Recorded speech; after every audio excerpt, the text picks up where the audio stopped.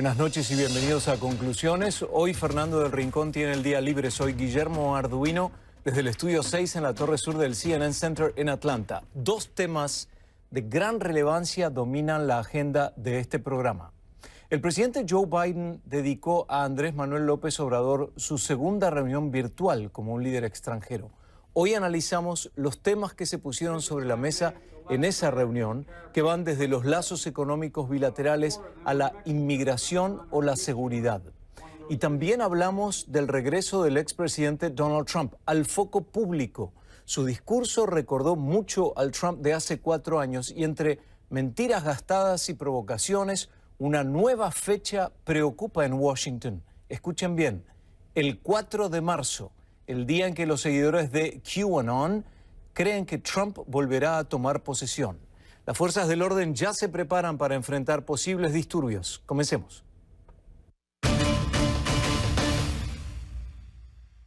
Y comenzamos conclusiones utilizando la etiqueta Conclu Biden AMLO. Numeral Conclu Biden AMLO. Recuerden que recibo todos los mensajes en mi cuenta de Twitter, @ArduinoCNN, y desde luego copien a Fernando del Rincón, soy F del Rincón. Estados Unidos y México abrieron la puerta a un nuevo tipo de reunión, de relación este lunes. El presidente Joe Biden se reunió de forma virtual con su par mexicano, Andrés Manuel López Obrador, para reforzar la idea de que México y Estados Unidos son más fuertes si están juntos. La Casa Blanca destacó que no fue un accidente que López Obrador sea el segundo líder con el que se reúne Joe Biden. Mientras que López Obrador calificó de estratégica esta reunión bilateral. Rey Rodríguez nos cuenta más de este encuentro desde Ciudad de México. Y en esta primera reunión virtual entre el presidente mexicano Andrés Manuel López Obrador y su homólogo estadounidense Joe Biden, pues ambos mandatarios coincidieron en que cuando trabajan juntos, pues son más fuertes y seguros, en la necesidad de una cooperación, pero cooperación con independencia y con respeto a la soberanía. Una relación que ambos han calificado de estratégica y que también la integración entre estos dos países junto con Canadá servirá para fortalecer la región de cara a un desarrollo frente a otras naciones. Estados Unidos y México son más fuertes cuando nos mantenemos unidos. Tenemos una historia larga y complicada entre nuestras naciones. No siempre hemos sido vecinos perfectos, pero hemos visto una y otra vez el poder y el propósito que logramos cuando cooperamos y estamos más seguros cuando trabajamos juntos, ya sea para abordar los desafíos en nuestra frontera compartida o para controlar esta pandemia. También ambos mandatarios en esta primera cumbre virtual tocaron temas como el migratorio, el cambio climático, tema energético, la cooperación económica entre ambos países, el tema de la seguridad, muy importante en la agenda bilateral entre los dos países, que incluye tráfico de personas, narcotráfico, tráfico de armas. Así, una amplísima agenda. Ambos países también están convencidos de que un buen manejo de la pandemia, tanto de México como de Estados Unidos, pues va a beneficiar a los dos países. Y bueno, está el tema que había propuesto el presidente Andrés Manuel López Obrador y que había anunciado este fin de semana, un tema sobre migración, la posibilidad de llegar con Estados Unidos a un acuerdo, un nuevo plan de braceros, esto es, de que trabajadores mexicanos, centroamericanos puedan ir a Estados Unidos y trabajar de manera legal en ese país para detonar la economía estadounidense. Temas que están sobre la mesa y que pues seguramente van a ser discutidos, analizados entre ambas partes posteriormente. Rey Rodríguez, CNN, Ciudad de México.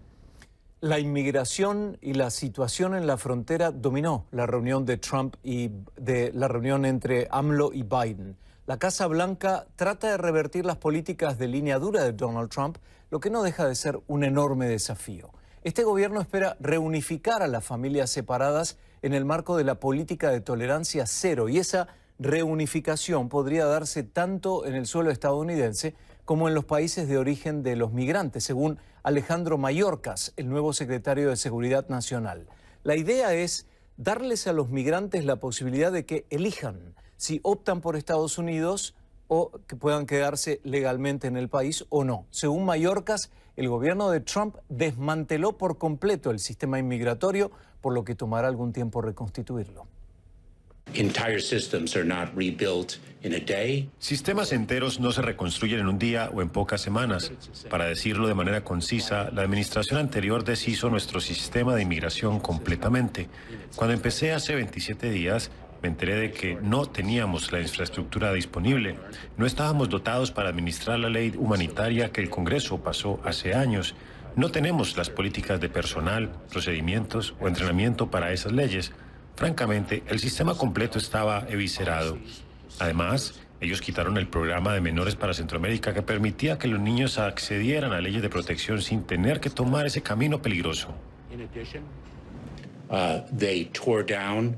En los últimos meses aumentó el flujo migratorio hacia Estados Unidos. Sin duda, y las razones detrás de ese aumento van desde el incremento de la pobreza a causa de la pandemia hasta la postura más flexible de la Casa Blanca frente a inmigración. Atención a la historia que le vamos a presentar a continuación, extraordinaria, porque CNN acompañó a dos hermanos en su travesía hacia el sueño americano. Y fue Matt Rivers quien le preguntó si realmente vale la pena exponerse a tanto peligro o no. Cerca de la frontera entre México y Guatemala, contar con dos equipos de fútbol completos en el refugio para migrantes La 72 es cosa fácil por el número creciente de personas que se dirige a Estados Unidos. Carlos, de 19 años, también está en camino a Estados Unidos. Se fue de Honduras hace 5 días con su hermano Wilfredo, de 14 años. Por eso mucha gente, no solo nosotros. Después del anochecer se encuentran entre muchos otros que pasarán la noche en el refugio. La cantidad de migrantes haciendo cola cada noche para ingresar al refugio ha aumentado drásticamente en comparación al año pasado. En los primeros 2 meses del 2021 ya se han registrado más migrantes que en todo el año 2020. El refugio dice que más de 5.500 personas desde el día de Año Nuevo. Que la gente ya no tiene miedo. Al día siguiente, Carlos y Wilfredo se encuentran entre una docena de personas que parten al amanecer, listos para caminar varias horas por un paisaje salvaje e implacable. Y miles de personas han hecho travesías similares. El número de personas detenidas en la frontera sur de Estados Unidos en el último mes supera la cantidad en el mismo mes en cada uno de los últimos 3 años. Durante 3 días, decenas de migrantes nos contaron que las razones por las que cada vez más personas migran son variadas. El motivo principal sigue siendo la pobreza. Encontrar trabajo siempre ha sido difícil, pero nunca peor que durante la pandemia. Además, después de la destrucción de comunidades enteras en Centroamérica por la llegada de 2 huracanes seguidos, categoría 4 en noviembre, decenas de miles de personas quedaron desplazadas. Y, como este grupo de migrantes compartió con nosotros, también existe otra razón. La cara de la Casa Blanca ya no es Trump. Que ya no es un presidente racista, que no va a haber como que... El gobierno de Biden está intentando poner fin a la política inmigratoria más restrictiva de Trump y sostiene que autorizará el ingreso de más solicitantes de asilo, pero también ha dicho que ahora no es el momento para que lleguen migrantes por la pandemia y los cambios de política aún pendientes. Sin embargo, eso no ha disuadido a ninguna de las personas con las que nos encontramos. Muchos dicen que con Biden a cargo, sus oportunidades de ingresar son mejores. Entonces esa es la diferencia que miramos, que de repente pues... Durante un descanso de la caminata del día, Carlos nos dice que se fueron por varias razones: la pobreza, los huracanes y que Biden también influyó en su decisión. Solo recuerda a su madre llorando mientras ellos se alejaban. Le preguntamos qué le dijo ella. Cuando ella estuvo llorando, ¿qué dijo? Pues mira, que no viniéramos porque pues le hacíamos falta y pues todo porque... Porque todos los migrantes saben lo peligroso que puede ser estas travesías. La prueba les llegó unas pocas horas después de salir en un pequeño pueblo. Un grupo de hombres armados los agredió y les robó todo, dejándoles nada más que su ropa. Nosotros contábamos con un kit de primeros auxilios, así que la productora Natalie Gallón y yo intentamos vendarlos lo mejor posible. Ambos hermanos recibieron culatazos y Wilfredo, de 14 años, sufrió un profundo corte en la cabeza. Pueden ver la sangre en su gorra tras ser golpeado con la culata de una pistola, como nos contó el grupo. Ahora lo vamos a vendar. Now we've given him a bandage and ¿Cómo va? ¿Está bien? Sí. ¿Tiene dolor? Un poquito, ¿no? Dice que siente un poco de dolor, pero que por ahora está bien. Pero unos momentos después tuvieron que salir corriendo cuando una camioneta se acercaba a gran velocidad. ¿Quién es? ¿Migración? Ok, esta es la patrulla migratoria mexicana y por eso nuestro grupo corrió a esconderse en el bosque. Recién volveríamos a encontrarlos temprano a la mañana siguiente. Habían caminado más de 12 horas después de haber huido. Exhaustos, mientras descansaban delante de una pequeña tienda, les preguntamos si valía la pena. Carlos dijo que sí, que les esperaba una vida mejor. Wilfredo, más callado, no estaba tan seguro. No sé cómo decirle ahí la verdad. Media milla más abajo, siguiendo las vías del tren, ingresaron a otro refugio por la noche. Pero para los cansados no habrá descanso, porque los próximos 2 días habrá más camino que recorrer a través de un bosque interminable. Un grupo singular, como otros miles que hacen lo mismo. Matt Rivers, CNN, cerca de la frontera entre Guatemala y México. Le damos la bienvenida a Juan Hernández, que es secretario del Migrante y Enlace Internacional del Estado de Guanajuato. Él es fundador del Centro de Estudios México-Estadounidense de la Universidad de Texas y asesoró a los presidentes George W. Bush y Vicente Fox. Bienvenido, muchísimas gracias, Juan. Hombre, muchas gracias por invitarme a tu programa. Es el programa de Fernando del Rincón, hoy lo estoy suplantando, pero estaba reflexionando mientras veía esta bien contada historia de Matt Rivers, que en realidad este es un problema eterno para Estados Unidos y para mucha gente, ¿no? Y no encuentra solución desde el punto de vista legal. Es decir, esta situación puede variar de acuerdo con la presidencia que haya en Estados Unidos. Lo vimos recientemente con Donald Trump, pero ahora nuevamente es un gran problema para los países que lo comparten, ¿no? Que comparten la frontera. Pues mira, sí, claro que es complejo toda la situación de la migración. Sin embargo, hemos visto a través de la historia que la gran nación de Estados Unidos en sus momentos de crisis, especialmente crisis económica, han sido los migrantes que la han levantado. Hemos visto que la relación de Estados Unidos y México, y por cierto, tenemos que comentar qué gran diferencia esta reunión que la que hubo el año pasado con el presidente Trump y López Obrador, o la que hubo con Trump, con el presidente Peña Nieto cuando andaba de campaña, el señor Trump. Esta reunión fue una en que se habló de los migrantes como personas que podrían ser la solución de problemas. El presidente de México, López Obrador, habló de la posibilidad de crear otro tipo de programa bracero para que trabajaran nuevamente como solución en Estados Unidos, ayudando en las áreas que requieren personas. Y también Biden, yo creo que se lleva el premio. Él habla de dignificar a través de un programa que podría ser de 11 millones de personas que podrían entrar en un track hasta de la ciudadanía de Estados Unidos. Son tiempos diferentes, los migrantes están regocijándose de la posibilidad de su dignificación y ya era tiempo. Pero yo me refiero a este camino peligroso que muchos toman, que están en una situación desesperada y que se arriesgan y se exponen a también una situación que los puede perjudicar simplemente porque no hay una solución real a este problema. Si miramos para el norte, por ejemplo, Canadá abraza muchísimo el tema de la inmigración, pero lo hace de otra forma. Está bien, geográficamente es diferente, pero ¿Podrá Biden resolver esta situación ayudado por Andrés Manuel López Obrador?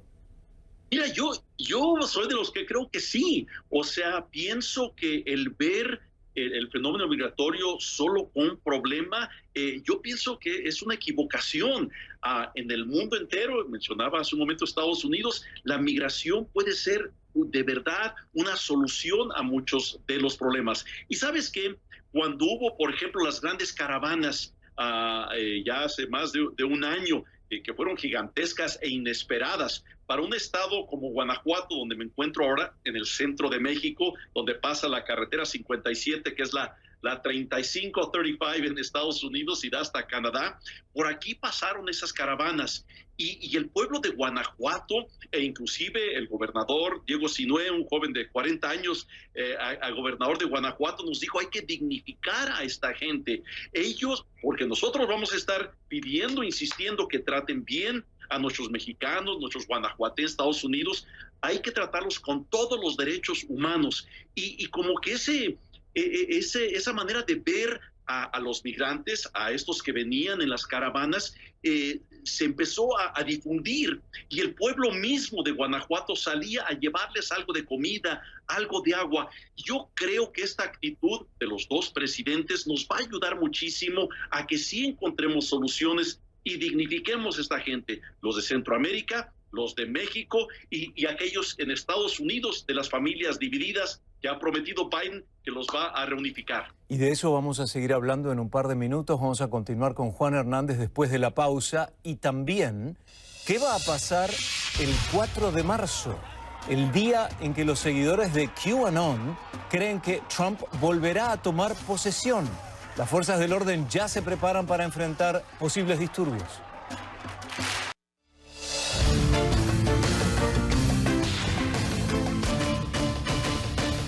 Continuamos con Juan Hernández, que es secretario del Migrante y Enlace Internacional del Estado de Guanajuato. Juan, pensaba también que el problema no es solamente de México, ¿no? También es de Centroamérica, como mencionabas. ¿Y qué diferencia cuando estaba Donald Trump? ¿Cómo los países, Guatemala y también México, se habían comprometido a detener la caravana de migrantes? Y ahora cambia completamente el discurso, te da la pauta del poder que tiene Estados Unidos sobre estos países. ¿No existe también una articulación para prevenir ese éxodo y empoderar a la gente, por ejemplo, al más desposeído en su país, y controlarlo? Que si hay un influjo de dinero, que no vaya a los bolsillos de los corruptos de siempre, ¿no? Sí, y tienes razón, o sea, no es la única solución, pero hay que crear oportunidades en Centroamérica, obviamente. Hay que crear más oportunidades en los diferentes estados de México, que son de donde salen la mayoría de los migrantes. Y yo creo que, pues, recuerda a Henry Cuellar, el congresista de Estados Unidos. Él tuvo una iniciativa de ley de muchos millones de dólares, de meterlos en lugares, en diferentes países de Centroamérica, para crear microempresas. Maravillosa la idea, hay que regresar a esas ideas. Pero ¿sabes qué? Yo creo que también nos toca, maravilloso que haya habido esta reunión de los dos presidentes, las dos naciones hablando de que vamos a trabajar juntos, y qué bueno, pero también nos toca a los estados. En Estados Unidos le toca a Texas, le toca a California. Acá en México nos toca en Guanajuato el ser más agresivos en hacer un éxito de ese TEMEC. Aquí Guanajuato ha sido exitoso en los últimos años, ya hay 11 plantas del área automotriz, o sea, está la Volkswagen, está General Motors, etcétera, y no fue de un día para otro.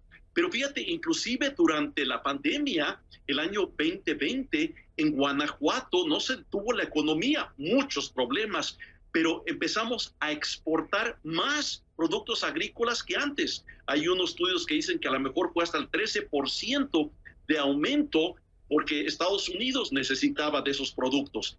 Tenemos que buscar soluciones, y los estados, no solo las naciones, tienen que volverse más agresivos en la reactivación económica. Además, es evidente que por una cuestión geográfica va a haber muchísimo más flujo de mexicanos hacia Estados Unidos. Si miramos la frontera con Canadá, la cantidad de canadienses que pasan esa frontera y que se instalan en este país y que se han instalado a lo largo de las décadas, es realmente grande. El factor geográfico no es una casualidad, es decir, es también para tener en cuenta. Juan, Donald Trump le hizo mucho daño al concepto del inmigrante, sobre todo el inmigrante de color, por ese discurso incendiario, antilatino, antinegro, anti-extranjero. ¿Podrá Joe Biden reparar esas heridas y convencer a medio Estados Unidos de que la inmigración es algo positivo porque engrandece a un país?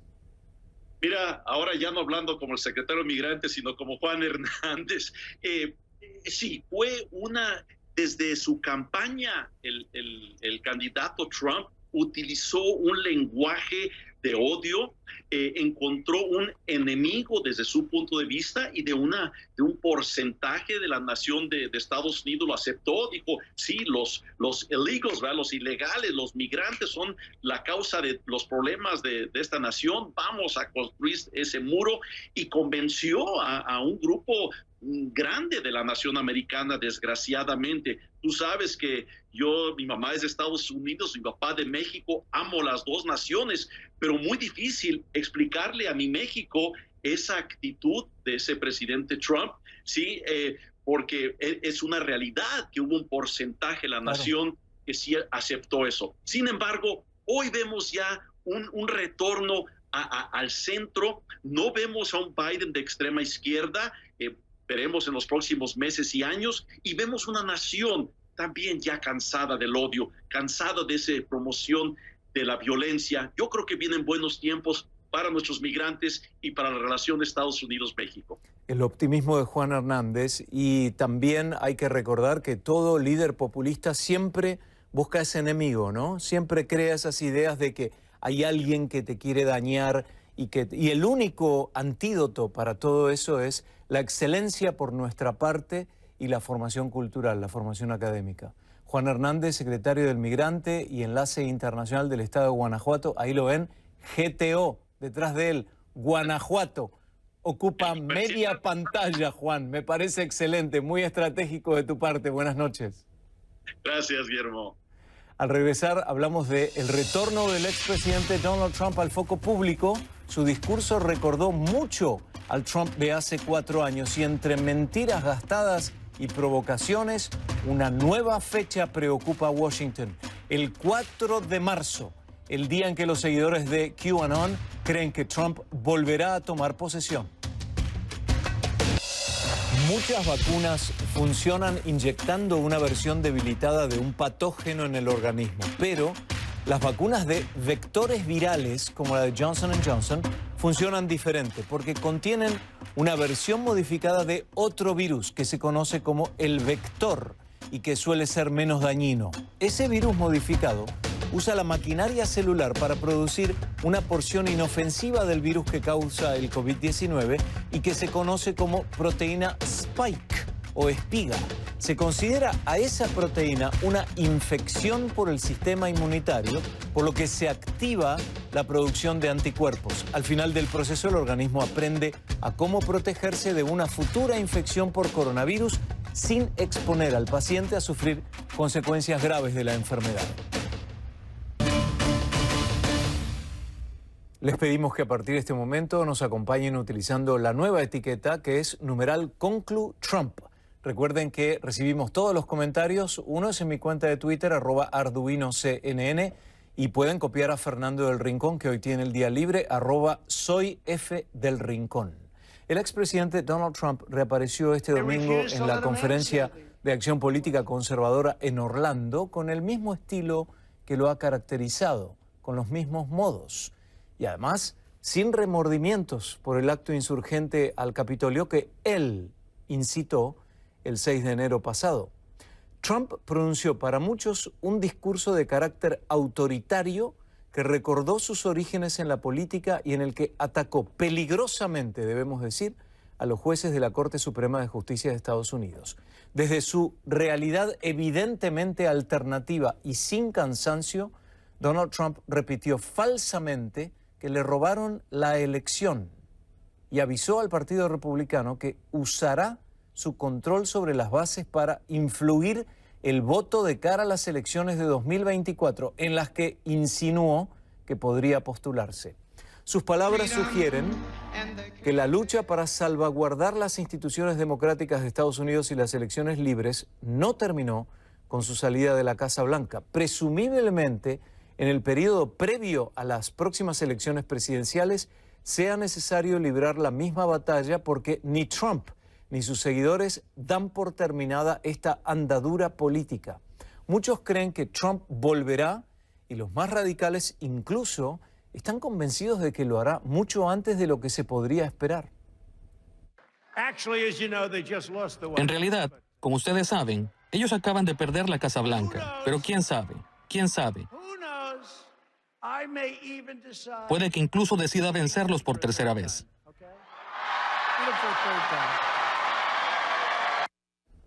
De todo esto vamos a hablar con el siguiente invitado.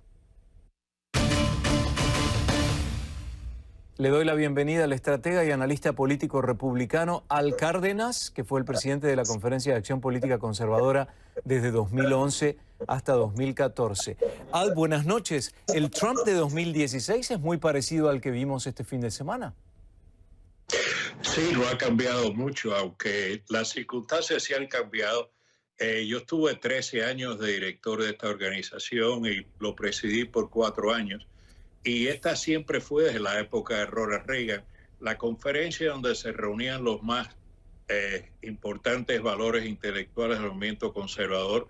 Habían escritores de gran importancia promoviendo sus libros, habían discursos importantes de sustancia y sí de vez en cuando teníamos a alguien que provocaba la audiencia como parte de amenizar los 3 días de la conferencia. Pero esto para este pasado fin de semana fue muy triste para mí. Después de tantos años de participar en el movimiento intelectual conservador, me he dado cuenta que esto ha descendido a un nivel risible si te pones a pensar en el movimiento intelectual. Y cualquiera que presenció estos 3 días se tiene que preguntar, señoras y señores, ¿esto es lo mejor que tiene que ofrecer el movimiento conservador o el Partido Republicano? Yo me siento abochornado de lo que presencié. Creo que fue en parte peligrosa, porque seguir insistiendo en esta mentira que llevó a los insidiosos eventos de enero 6 y replicándolos ahora en esta conferencia, que puede promover más violencia aún en los días cercanos. En mi opinión, el presidente no tiene conciencia cívica y sigue lo mismo. No se excusó por lo que pasó enero 6, no tomó responsabilidad ninguna, no demostró compasión sobre los más de 500,000 personas fallecidas por el COVID. Es más, no se habló del tema prácticamente. Todo era sobre él, el poder político de él, cómo iba a tener retribución contra los republicanos que no lo han apoyado. Es una cosa negativa por completo, superficial en el mejor sentido de la palabra, y en mi opinión fue el comienzo del descenso de Donald Trump. Ahí en esta propia convención solo el 53% de los más allegados fanáticos de él dijeron que debería aspirar de nuevo en el año 2024. Así que eso fue, en mi opinión, una evidencia que demuestra que este comienzo del fin de la autocracia de Donald Trump y su dominio del partido ha comenzado. Y hay que mirar al Partido Republicano también, no solamente al ala más conservadora, ¿no? ¿Qué es lo que pasó con el Partido Republicano? Hay muchos que, de hecho, en la última elección votaron por Joe Biden, siendo republicanos ellos por una cuestión de la presencia de Donald Trump en el ticket. Entonces, la pregunta es ahora, ¿el Partido Republicano cómo está? El Partido Republicano está en una situación muy complicada. Porque aquellos que ocupan escaños importantes han decidido que si le viran las espaldas a Donald Trump no pueden ganar con el remanente del partido. Y si abrazan a Donald Trump pero no embullan al resto del partido, pierden también. O sea que ellos se ven en una circunstancia donde tienen que caminar una cuerda floja, cuya cuerda floja incorpora a los seguidores de Donald Trump y a aquellos que no lo sigan dentro del partido. Esto no es sostenible porque Donald Trump no aguanta, no soporta, no resiste ver a personas en el partido que no lo ven como un dios, que no le rinden pleitesía. Así que yo creo que es insostenible esta cuerda floja que están manejando estos oficiales republicanos. Yo creo que vamos a ver ahora en las elecciones del año entrante, noviembre del año entrante, qué es lo que va a suceder. Ya le está apoyando a candidatos en contra de titulares republicanos que no le han demostrado la fieldad que él se imagina, él se merece. Así que yo veo al partido una época complicada. Los mejores miembros del partido han ido renunciando a los escaños políticos, diciendo que no va a volver a aspirar. Los senadores Toomey, Portman y otros han dicho que ya no aguantan más esto. Más de 40 miembros de la Cámara del centro derecha del partido también ha decidido retirarse en vez de vivir en ese mundo tan caótico. Pero ¿dónde está el compromiso político, el compromiso patriota? Porque estamos hablando prácticamente de que acá vale más el partido que la patria. Bueno, mire, yo le voy a decir lo siguiente. Yo creo que aquellas personas que siguen con esa ciegueza hacia Donald Trump piensan más en su futuro político que en el futuro del país. En privado muchos me dicen que Donald Trump no está bien, que Donald Trump es un serio problema, que Donald Trump solo piensa en él, pero a la hora de apoyarlo y de votar son inconsistentes en ese sentido. Yo me mantengo fiel a mi partido. Yo creo que mi partido tiene que sobrepasar la etapa de Donald Trump. Es importante que un país como el nuestro tenga dos partidos fuertes que puedan competir y debatir los temas en su sustancia, no en este aspecto que tenemos hoy en día de que todo es personalizado y todo es hostil. Y yo me mantengo firme en eso y me siento desencantado que algunos ya han decidido bajar la bandera y retirarse, pero no podemos hacer eso. El país es muy importante y hay que ver cómo rescatamos al partido de las manos de este señor. Si Donald Trump fundara su propio partido, que no lo dijo, por lo tanto esa fue una mala noticia para el Partido Republicano, ¿qué se necesita para ganar la Casa Blanca por parte del Partido Republicano en 2024? Un candidato que pueda apelar al centro derecho y al centro izquierda y mantener la base republicana. Yo creo que es muy factible poder ganar. ¿Habrá ayudado Donald Trump al Partido Demócrata? Bueno, ha sido más demócrata que republicano en sus años de participación política. Yo no dudo de que Donald Trump pueda tomar el paso que él quiera tomar. Lo que yo sí quiero es rescatar a mi partido de las garras de este señor. Al Cárdenas, estratega, analista político republicano, buenas noches, gracias. Gracias a ustedes. Al regresar, ¿qué va a pasar el 4 de marzo, el día en que los seguidores de QAnon creen que Trump volverá a tomar posesión? Las fuerzas del orden ya se preparan para enfrentar posibles disturbios. El 4 de marzo podría parecer una fecha cualquiera, pero para muchos seguidores del expresidente Donald Trump, que forman parte de grupos de teorías conspirativas como QAnon, esa fecha significa el retorno al poder.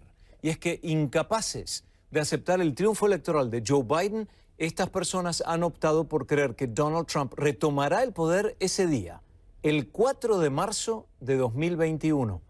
Parece un chiste, pero no lo es. Una realidad paralela. Bueno, CNN ha conversado con varios seguidores de Donald Trump que creen esta teoría conspirativa y que cuentan las horas para el supuesto retorno de su líder. Kay Guerrero nos presenta ahora el reporte K.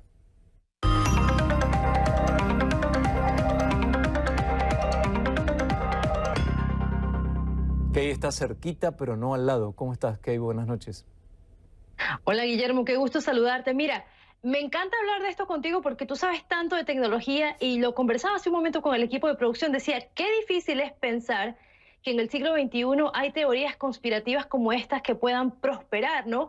Pero esa es la realidad que vivimos, o mejor dicho, la mentira que se vive aquí en Estados Unidos y la mentira que muchos seguidores del presidente Donald Trump se aferran. Y por supuesto hay que preguntarse también la influencia que puede tener las redes sociales en este sentido. Pero como tú decías al inicio, estos seguidores del expresidente Donald Trump, que muchos de ellos también son seguidores del movimiento QAnon, creen que en cuestión de horas, Guillermo, en tan solo 3 días, el 4 de marzo de este año 2021, el presidente Trump será juramentado nuevamente como el mandatario jefe de Estados Unidos. Todo esto, Guillermo, desprende de una interpretación bizarra, errónea de la Ley Orgánica del Distrito de Columbia de 1871, que estableció un solo gobierno municipal para la capital estadounidense, Washington, D.C., y utilizó el término corporación municipal en ese documento.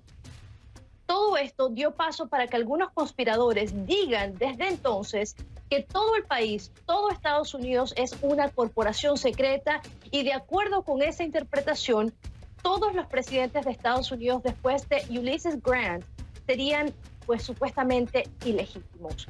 Pero ¿qué tiene que ver esto con la fecha del 4 de marzo? Fíjate en algo, antes de la ratificación de la 20ª enmienda de la Constitución estadounidense, todos los presidentes se juramentaban el 4 de marzo. Eso cambió hace mucho tiempo para cortar ese periodo entre la elección y la juramentación. Ahora se hace el 20 de enero.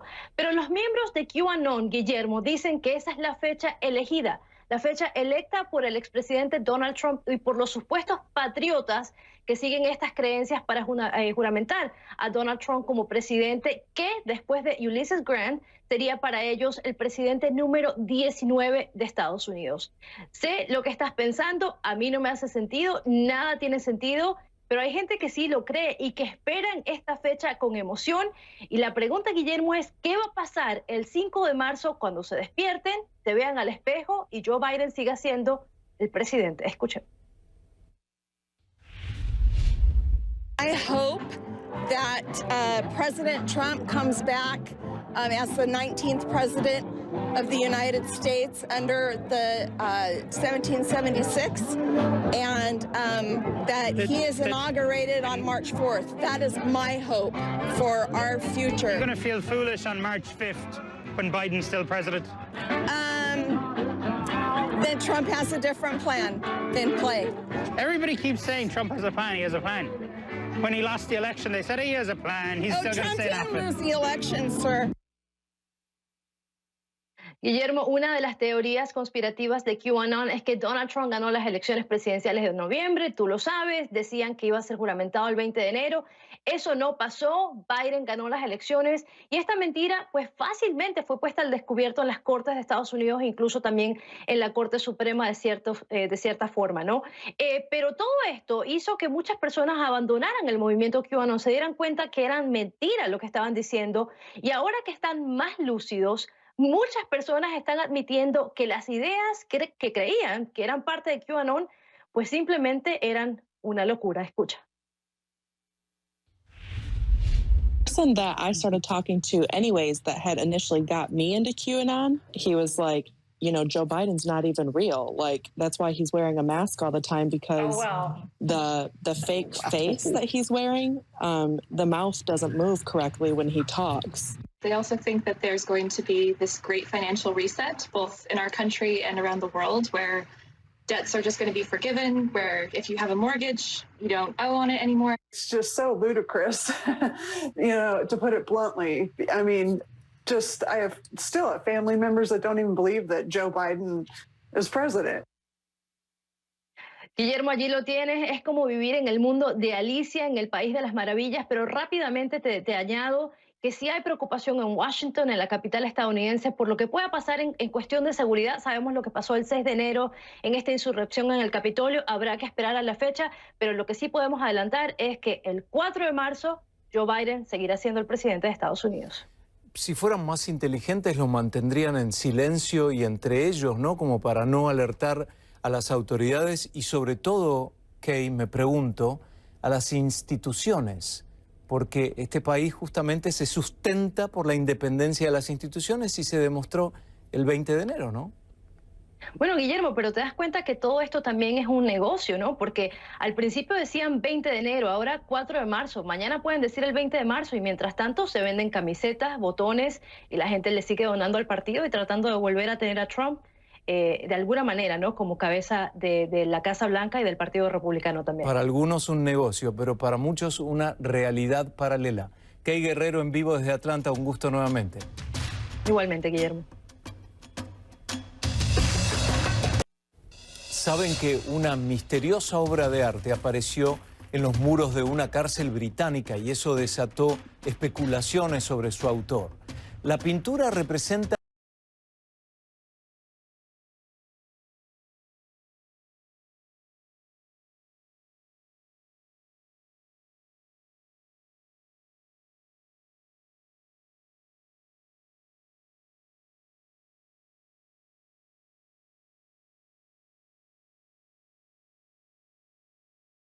Representa el escape de un recluso de la prisión Reading, que cerró en 2013 y que alguna vez acogiera al poeta irlandés Oscar Wilde.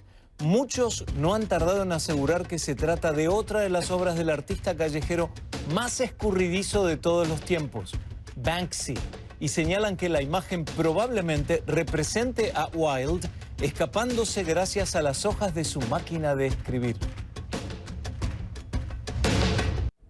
Nos hacemos tiempo para leer el tuit de @azucenita que dice: arriesgar la vida mucho más ahora en época de pandemia es definitivamente ponerse un suero letal y morir lentamente. Se refiere a los inmigrantes que hacen ese camino tan peligroso. Así termina Conclusiones desde el CNN Center. Soy Guillermo Arduino por Fernando del Rincón. Buenas noches.